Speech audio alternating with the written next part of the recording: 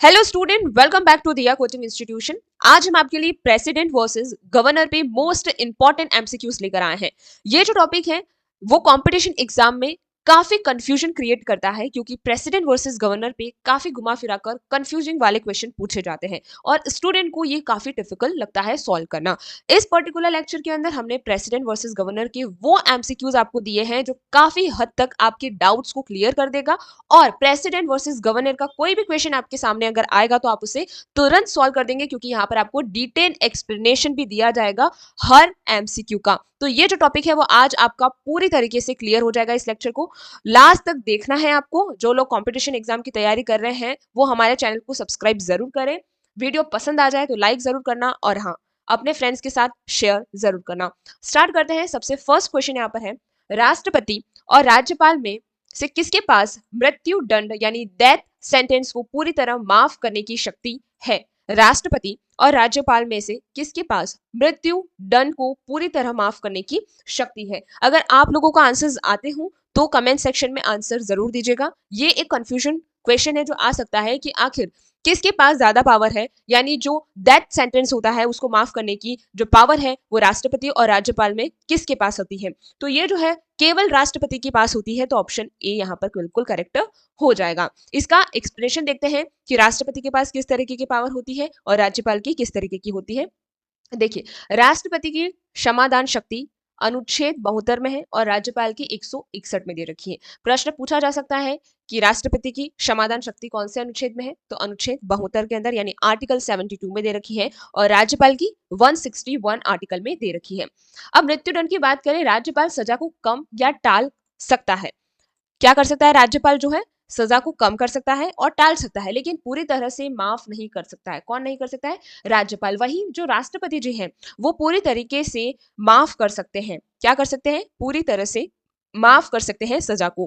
Court martial सैन्य अदालत जो है कि सजा को भी केवल राष्ट्रपति ही माफ कर सकते हैं, यानी जो कोर्ट मार्शल होती है उसकी सजा को भी राष्ट्रपति जो है वो माफ कर सकते हैं। वही जो राज्यपाल होता है वो नहीं माफ कर सकता है।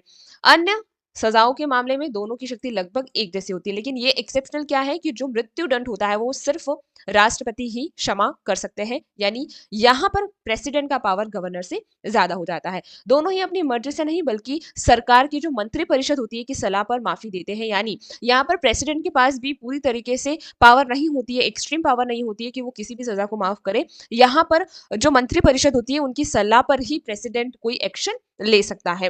नेक्स्ट क्वेश्चन नंबर सेकंड यहाँ पर है कि राज्यपाल की नियुक्ति किसके द्वारा की जाती है? ये काफी कंफ्यूजिंग क्वेश्चन होता है कि आखिर राज्यपाल की नियुक्ति कौन करता है, क्योंकि जिस तरीके से सेंटर पे प्रेसिडेंट होता है उसी तरीके से स्टेट पे क्या होता है? गवर्नर होता है। दोनों की पोजीशन अगर हम देखने जाएं तो स्टेट में गवर्नर सबसे हाई होता है और सेंटर में प्रेसिडेंट सबसे हाई होता है, लेकिन राज्यपाल की नियुक्ति कौन करता है? तो राज्यपाल की नियुक्ति जो राष्ट्रपति है वो करते हैं, तो ऑप्शन बी यहाँ पर आपका करेक्ट हो जाएगा। इसके रिलेटेड अनुच्छेद वगैरह हम यहाँ पढ़ते, देखिए राज्यपाल के प्लेजर ऑफ प्रेसिडेंट पद रहता है। राज्यपाल जो है वो राष्ट्रपति का क्या होता है? प्रसाद पर्याप्त प्लेजर ऑफ प्रेसिडेंट पद रह सकता है, पद पर रह सकता है। कार्यकाल की बात करें, वैसे कार्यकाल 5 वर्ष का होता है, लेकिन राष्ट्रपति उसे कभी भी हटा सकते हैं क्योंकि वो प्लेजर ऑफ प्रेसिडेंट है, यानी एक ऐसा पद है जो कि प्रेसिडेंट के प्रसाद पर्यटक है। अगर राष्ट्रपति जो को लगता है कि इस जो गवर्नर है या फिर राज्यपाल है उसको हटा देना चाहिए, तो वो कभी भी उसे हटा सकते हैं। योग्यता की बात करें, व्यक्तिगत भारत का नागरिक हो और कम से कम 35 वर्ष की आयु पूरी कर चुका हो। अगर आपको भविष्य में कभी भी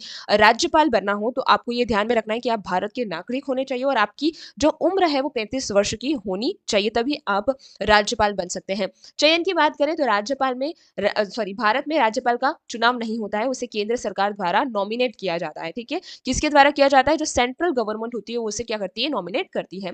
शपथ की बात करें, राज्यपाल को शपथ उस राज्य के हाईकोर्ट का मुख्य न्यायाधीश दिलाता है, जो कि बहुत ही इंपॉर्टेंट है। प्रश्न आ सकता है कि राज्यपाल को शपथ कौन दिलाता है? तो उस राज्य का, जैसे अगर राजस्थान का राज्यपाल है तो राजस्थान का जो हाई कोर्ट का न्यायाधीश होगा, जज होगा, वो उसको दिलाएगा। वैसे ही उत्तर प्रदेश के अगर राज्यपाल होंगे तो वहां के हाई कोर्ट के जो न्यायाधीश होंगे वो उन्हें शपथ दिलाते हैं। तो किसी भी राज्य के जो हाई कोर्ट के जज होते हैं वो राज्यपाल को शपथ दिलाते हैं। Okay, next question number third है, अध्यादेश जिसे हम ऑर्डिनेंस बोलते हैं जारी करने के मामले में राष्ट्रपति और राज्यपाल का सही अनुच्छेद जोड़ कौन सा है? बहुत ही कंफ्यूजिंग क्वेश्चन है कि अध्यादेश अगर जारी करना है तो उसमें उस मामले में राष्ट्रपति और राज्यपाल का सही अनुच्छेद जोड़ा, दो जोड़े की बात करिए यहाँ पर, ये थोड़ा सा ट्रिकी क्वेश्चन है। यहाँ पर आपका ऑप्शन ए 123 और 213 123 और 213 के अंदर अध्यादेश जारी करने के मामले में राष्ट्रपति और राज्यपाल के जो भी उनके पावर होंगे वो सारे इस अनुच्छेद यानी 123 में और 213 के अंदर दे रखे हैं। देखिए यहाँ पर समझते हैं। अनुच्छेद 123 के तहत संसद का सत्र न चलने पर अध्यादेश लाते हैं। कौन लाते हैं? राष्ट्रपति। तो आपको याद रखना है कि 123 एक ऐसा अनुच्छेद है जिससे राष्ट्रपति जो है वो अध्यादेश कर सकते हैं कि अब सदन का सत्र क्या होना चाहिए? चलना चाहिए। दूसरा क्या है? राज्यपाल। तो राज्यपाल अनुच्छेद 213 के तहत विधानसभा का सत्र न चलने पर अध्यादेश लाते हैं। वैल्यू की बात करें, अध्यादेश की शक्ति बिल्कुल संसद या विधानसभा द्वारा पास किए गए कानून जैसी ही होती है। यानी अगर जिस तरीके से संसद या फिर विधानसभा क्या करती है, किसी कानून को पास करती है, उसी तरीके से जो राष्ट्रपति है और राज्यपाल है वो अपना अध्यादेश जारी करती है। यानी अगर 6 महीने के भीतर भीतर अगर संसद का और विधानसभा का क्या नहीं हुआ है, सत्र नहीं हुआ है, तो जो सेंट्रल पे राष्ट्रपति जी और स्टेट लेवल पे राज्यपाल जो है वो अध्यादेश जारी करते हैं कि अब 6 महीने हो चुके हैं और आपको संसद यानी अब सेशन लेना अनिवार्य हो जाता है। और ये जो अध्यादेश होता है उसकी जो हम कह सकते हैं पावर है वो एक कानून के बराबर होती है जो संसद और विधानसभा बनाते हैं उसी तरह से। समय की बात करें, सदन शुरू होने के 6 सप्ताह के भीतर इसे पास होना जरूरी है। यानी अगर जो सदन है वो शुरू होने वाला है उसके 6 हफ्ते के भीतर है, 6 वीक्स के अंदर इसे जारी करना होता है और वापसी दोनों ही अपने अध्यादेश को किसी भी समय वापस ले सकते हैं। तो ये भी आपको याद रखना है कि जो अध्यादेश पास किया जाता है या फिर पेश किया जाता है, दिया जाता है, उसे वापस भी कभी भी ले सकते हैं। वो किसकी मर्जी होगी? राष्ट्रपति और राज्यपाल जी की मर्जी होगी। क्वेश्चन नंबर 4 है यहाँ पर, राष्ट्रपति को पद की शपथ कौन दिलाता है? जिस तरीके से राज्यपाल को राष्ट्रपति शपथ दिलाता है, सॉरी सॉरी यहाँ पर राज्यपाल को क्या करते हैं, कौन शपथ दिलाता है? जो हाई कोर्ट का क्या होता है, जज होता है वो। तो उसी प्रकार यहाँ पर क्वेश्चन पूछा गया है कि राष्ट्रपति को पद की शपथ कौन दिलाता है ना? राष्ट्रपति को पद की शपथ कौन दिलाता है? तो यहाँ पर आपका भारत के जो मुख्य न्यायाधीश होते हैं, CJI बिल्कुल करेक्ट हो जाएगा। राष्ट्रपति को पद की शपथ भारत के मुख्य न्यायाधीश जो है वो दिलाते हैं। इसको एक्सप्लेन करते देखिए।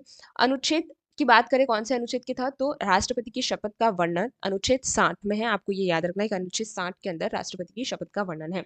यदि CGI न हो, क्वेश्चन आ सकता है कि अगर CGI न हो तो राष्ट्रपति को शपथ कौन दिलाता है? तो सुप्रीम कोर्ट का सबसे सीनियर जज जो है वो शपथ दिला सकता है ना? अगर CGI नहीं होता है तो कौन दिलाएगा? जो सुप्रीम कोर्ट का सबसे सीनियर जज होगा वो। राज्यपाल को शपथ राज्य के हाईकोर्ट का मुख्य न्यायाधीश दिलाता है, हमने पढ़ लिया। राष्ट्रपति अपना इस्तीफा उपराष्ट्रपति यानी वाइस प्रेसिडेंट को देता है, न कि CGI को देता है। तो ये आपको एक्सेप्शनल याद रखना है कि पूछ सकता है कि राष्ट्रपति अपना इस्तीफा किसको देते हैं। तो आप ये न समझे कि CGI ने शपथ दिलवाई तो वो ही देगा, नहीं, उपराष्ट्रपति को। और अगर उपराष्ट्रपति को इस्तीफा देना है तो वो किसको देंगे? राष्ट्रपति को देंगे। राष्ट्रपति संविधान की रक्षा की शपथ लेता है जबकि मंत्री गोपनीय करता है। देखिए, जो राष्ट्रपति है वो संविधान की रक्षा की शपथ लेता है जबकि जो मंत्री होते हैं वो गोपनीयता की शपथ लेते हैं। नेक्स्ट क्वेश्चन पे बढ़ने से पहले हम यहाँ पर आपको एक इंपॉर्टेंट इन्फॉर्मेशन देना चाहते हैं। वो ये है कि हमारी संकल्प से सफलता स्टूडेंट एडमिशन की जनवरी 2026 की मंथली करंट अफेयर जो है PDF ई बुक जो है वो लॉन्च हो चुकी है। इसमें आपको जनवरी 2026 के सेलेक्टेड 100 MCQs मिलेंगे करंट अफेयर के। ये वो MCQs होंगे जिसकी संभावना है कि आपके किसी भी कॉम्पिटिशन एग्जाम के अंदर इस तरह के प्रश्न पूछे जा सकते हैं। हर MCQ को यहाँ पर डिटेल से समझाया जाएगा, यानी हर करंट अफेयर टॉपिक को यहाँ पर डिटेल से समझाया जाएगा। तो आप इसे ले सकते हैं, सिर्फ 99 रुपीज़ की यह है PDF और आप इस व्हाट्सएप नंबर से इसे इजीली खरीद सकते हैं। अगर आप लोग सीरियसली कंपटीशन एग्जाम की तैयारी कर रहे हैं और करंट अफेयर को कवर करना चाहते हैं तो ये जनवरी 2026 की जो करंट अफेयर ई बुक है उसे ज़रूर परचेस करिएगा, क्योंकि ये जो क्वेश्चन अगर आपने पढ़ लिए तो आप पूरे जनवरी 2026 का मोस्टली इंपॉर्टेंट करंट अफेयर पढ़ चुके होंगे। तो जाइए और इसे परचेस करिए। स्टार्ट करते हैं अगेन हमारा क्वेश्चन नंबर 5 से। इनमें से कौन सी शक्ति केवल राष्ट्रपति के पास है, राज्यों के पास नहीं है, राज्यपाल के पास नहीं है? यानी ये जो पॉइंट है उनमें से कौन सी शक्ति केवल राष्ट्रपति के पास है, राज्यपाल के पास नहीं? तो हम इसको पढ़ेंगे एक बार। तो विधायी शक्तियां, कार्यकारी शक्तियां, राजनीतिक और सैन्य शक्तियां और वित्तीय शक्तियां। तो यहाँ आपका ऑप्शन C बिल्कुल करेक्ट हो जाएगा। राजनीतिक और सैन्य शक्ति केवल राष्ट्रपति के पास ही होती है, राज्यपाल के पास किसी भी तरह के राजनयिक और सैन्य शक्तियां नहीं होती, यानी मिलिट्री रिलेटेड कोई भी शक्ति नहीं होती है। किसके पास? राज्यपाल के पास। और राष्ट्रपति के पास केवल मतलब राष्ट्रपति के पास ये होती है, राज्यपाल के पास नहीं होती है। देखिए यहाँ पर राजनीति क्या है कि विदेश से संधियां और समझौते राष्ट्रपति के नाम पर होते हैं, इसलिए ये शक्ति राष्ट्रपति के पास होती है। सैन्य, राष्ट्रपति तीनों सेनाओं का सर्वोच्च सेनापति होता है, यानी उनके ऑर्डर के बिना कोई भी मिलिट्री, चाहे वो थल हो, जल हो या फिर नभ हो, तीनों ही कोई भी एक्शन नहीं ले सकते हैं। युद्ध की घोषणा और शांति का निर्णय केवल राष्ट्रपति कर सकता है। विदेश में राजदूत यानी एम्बेसडर की नियुक्ति राष्ट्रपति करते हैं और राज्यपाल के पास ऐसी कोई अंतर्राष्ट्रीय या फिर सैन्य शक्ति नहीं होती है। जिस तरीके से जो समझौते होते हैं वो राष्ट्रपति जी के नाम होते हैं, वैसे राज्यपाल के नाम पे किसी तरह के समझौते नहीं होते हैं और ना ही संधियां होती है। उसी तरह जिस तरह के राष्ट्रपति के नाम के ऑर्डर के बिना जो सेनाएं हैं वो किसी भी तरह का एक्शन नहीं ले सकती हैं और शांति का निर्णय भी नहीं ले सकती है, तो वो अधिकार राज्यपाल के पास नहीं होता है। तो यहाँ पर हम फिर से ये बोल सकते हैं कि प्रेसिडेंट के पास गवर्नर से ज्यादा पावर है इस चीज में। नेक्स्ट क्वेश्चन नंबर 6 है कि राष्ट्रपति को हटाने के लिए महाभियोग, जिसे हम इम्पीचमेंट बोलते हैं इंग्लिश में, किस अनुच्छेद के तहत लगाया जाता है? तो ये आपके अनुच्छेद 61 के तहत लगाया जाता है, तो ऑप्शन भी बिल्कुल करेक्ट हो जाएगा। अगर आपको राष्ट्रपति को हटाना है उनकी पोजीशन से, तो इम्पीचमेंट प्रोसेस होता है। और इम्पीचमेंट प्रोसेस क्या है और किस तरीके से है, वो पूरा अनुच्छेद 61 के अंदर दिया गया है संविधान में कि इस तरीके से इतनी मेजोरिटी होनी चाहिए, इस तरीके से पूरा प्रोसेस होगा हटाने के लिए। देखिए यहाँ पढ़ते हैं, केवल संविधान का उल्लंघन करने पर ही महाभियोग लग सकता है, क्योंकि अभी हमने पढ़ा कि जो राष्ट्रपति है वो किसकी शपथ लगता है, लेता है कि संविधान की सुरक्षा का, है ना। तो अगर वो संविधान का खुद उल्लंघन करेंगे तभी महाभियोग लग सकता है, यानी इम्पीचमेंट प्रोसेस हो सकता है। इसके अलावा किसी भी तरह की कोई कार्रवाई पे महाभियोग यानी इम्पीचमेंट प्रोसेस नहीं हो सकता है, ये एक्सेप्शनल है। राज्यपाल को हटाने के लिए संविधान में महाभियोग जैसी प्रक्रिया का जिक्र नहीं है, क्योंकि ये एक ऐसा पद है जो कि प्लेजर ऑफ प्रेसिडेंट पे होता है, तो प्रेसिडेंट खुद कभी भी हटा सकते हैं राज्यपाल को। हालांकि इनकी जो रूल होता है 5 ईयर का होता है ना, जो टर्म होता है वो 5 ईयर का होता है, लेकिन इससे पहले भी अगर उन्हें हटाना हो और राष्ट्रपति को ऐसा लगता है कि ये सही से काम नहीं कर रहे हैं या फिर ये संविधान को वो कर रहे हैं या फिर वो सेंट्रल का जो रूल है वो नहीं मान रहे हैं, तो उस समय पे जो राष्ट्रपति हैं उनको हटा सकते हैं। महाभियोग का प्रस्ताव संसद के किसी भी सदन में लाया जा सकता है, राज्यसभा में भी जा सकता है और लोकसभा में भी लाया जा सकता है। वोटिंग की अगर बात करें, इससे सदन के कुल सदस्यों के 2/3 बहुमत से पास होना जरूरी है, क्योंकि वो राष्ट्रपति है और राष्ट्रपति को हटाना इतना ईजी नहीं होता है, इसलिए 2/3 जो बहुमत होती है, टोटल जो मेंबर्स हैं उनकी 2/3 बहुमत होना जरूरी है अगर आपको प्रेसिडेंट को हटाना है। अधिकार, आज तक भारत के किसी भी राष्ट्रपति पर महाभियोग नहीं लगाया गया है, ये याद रखना है। इंटरव्यू जैसी चीज में पूछ सकते हैं कि क्या आज तक कोई राष्ट्रपति इम्पीचमेंट हुआ है, तो नहीं हुआ है। क्वेश्चन नंबर 7 यहाँ पर है, पॉकेट वीटो का प्रयोग कौन करता है?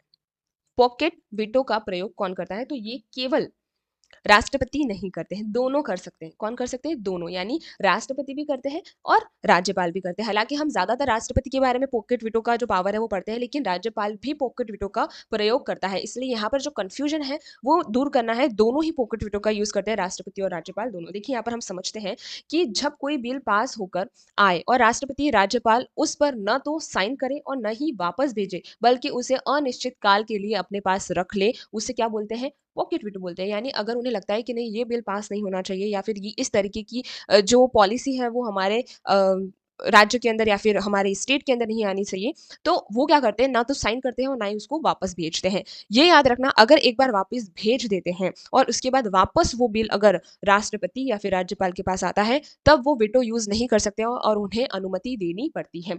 राष्ट्रपति सदन के बिल पर वीटो करता है, राज्यपाल राज्य विधानसभा के बिल पर करता है। ये बेसिक है कि आपको पता होगा।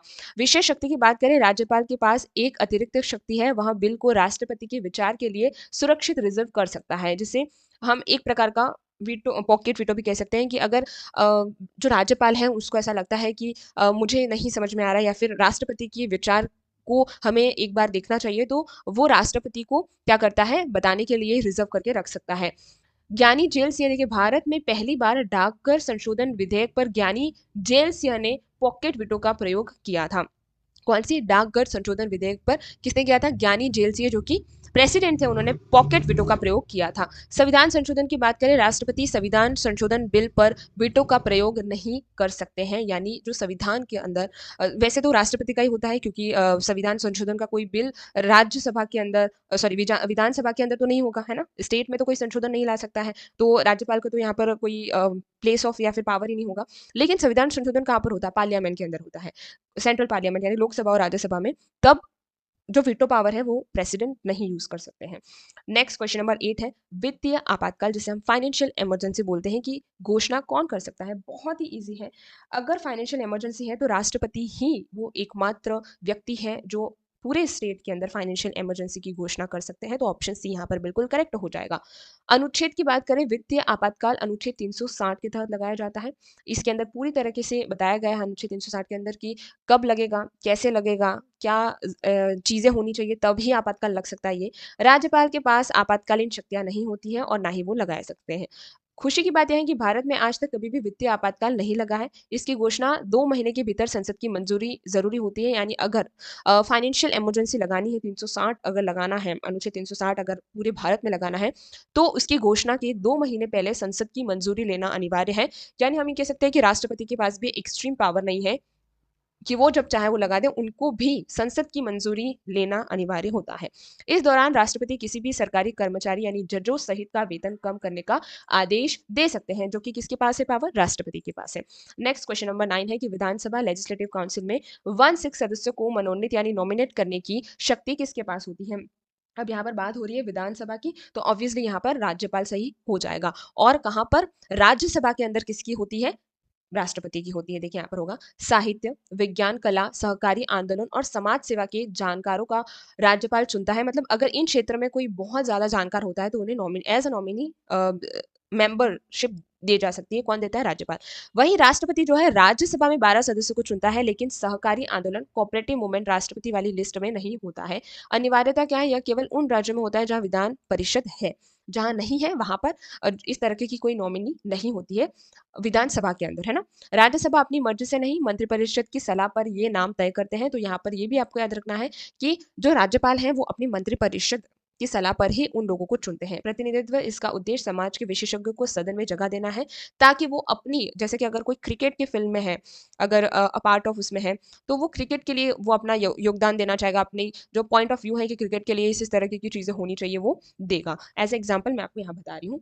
लास्ट क्वेश्चन आज हमारा है इसका, यदि राष्ट्रपति का पद खाली हो जाए तो उसकी जगह कौन कार्य करता है। तो उसकी जगह उपराष्ट्रपति जो है यानी हमारे वाइस प्रेसिडेंट जो है वो सारा कार्यभार जो है वो संभालते हैं। उपराष्ट्रपति अधिकतम 6 महीने तक कार्यवाहक राष्ट्रपति बन सकते हैं। इसके बाद राष्ट्रपति का चुनाव करना अनिवार्य हो जाता है।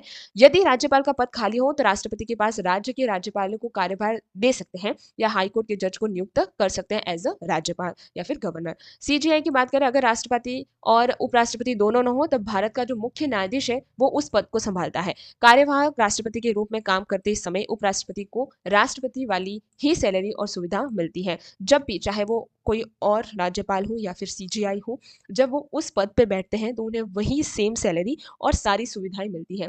पद खाली होने के 6 महीने के भीतर नए राष्ट्रपति का चुनाव होना अनिवार्य है। जैसे हमने कहा कि उपराष्ट्रपति भी सिर्फ 6 महीने तक ही रह सकते हैं। आज यही समाप्त करते हैं। I hope president versus governor आपका क्लियर हो चुका होगा। मैंने पूरी कोशिश की है आपको समझाने की और इन दोनों के डिफरेंसेस को बताने की। तो आपको ये वीडियो कैसा लगा, लेक्चर कैसा लगा, ये जरूर बताइएगा। नेक्स्ट लेक्चर और भी इंपॉर्टेंट होने वाला है, तो उसके लिए आप हमारे चैनल को भी सब्सक्राइब करें, लाइक करें और अपने फ्रेंड्स के साथ जरूर शेयर करें। Thank you very much for today.